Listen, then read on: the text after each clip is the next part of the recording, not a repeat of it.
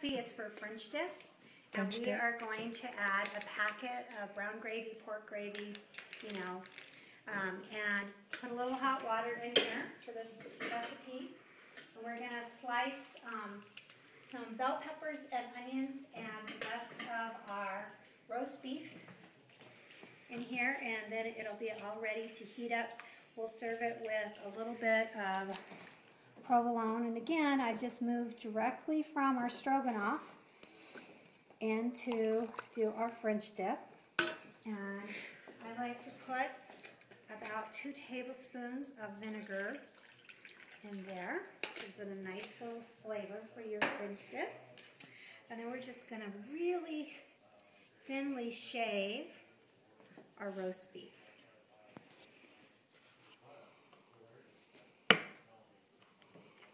And again, going cross grain. Just going to be putting that in there. And with the gravy packet, it's going to thicken it up. Make a nice extra little dipping sauce. And then we're going to be all finished, except for our soup, which we're going to add the enchilada sauce to. And we'll be done.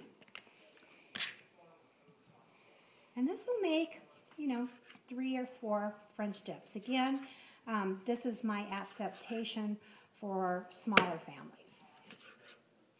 We were talking earlier about why I put the ketchup in the stroganoff, and it's because it called for tomato paste, and I didn't want to open a whole can of tomato paste for a tablespoon or 2 tablespoons of tomato paste.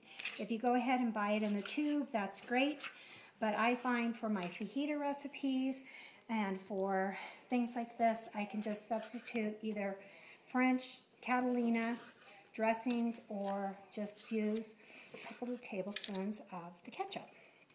And we have a little bit of a fat cap on here that we want to take off. I think when we were switching recipes here, we talked a little bit about why you use a roast like a butt or a shoulder that has quite a bit of the connective tissue in it, because it's going to be tender, more flavorful than something like a pork tenderloin that has very little connective tissue, which is going to be very lean. That's going to cook out, and a lot of that's going to be in the broth over here, but before we serve our soup, we will defat it, and we'll take that fat out of there. So, what you haven't seen so far that I use a lot with my once a month cooking is a mandolin. And so here we are going to use the mandolin to do the onions. And at some point I find the finger saver. And we're going to tuck this down inside the cup here. And this is an older version, I love my Pampered Chef products, and even when we get a new one, a lot of times I'm still using the old ones because I love them. And the new ones go downstairs with my kit, and then I know that these stay upstairs in my kitchen. So we've got that, and now we're going to do our bell pepper. And again, I'm just going to use this directly into the bowl. I'm going to twist this. I'm not going to have to seed it because I'm using the pod to kind of hold on and keep this together. A few pieces I'm going to cut with my knife, but the mandolin is going to save me so much time with this particular recipe. I'll just have a few more pieces here. And the seeds are basically staying on the top, and we'll throw those away in a minute. I'm all about fast and easy, and would you count up how many meals we've done? So we're almost done with this. You can just should be about 7. Few little things. 5, 6, 7.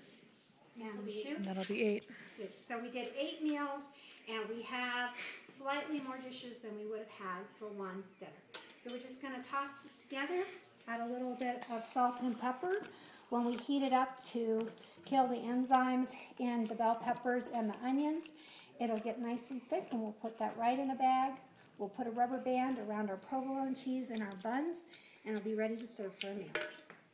So you want to just add 2 cans of the enchilada sauce to this, and this will be done too, and then we're finished for the night.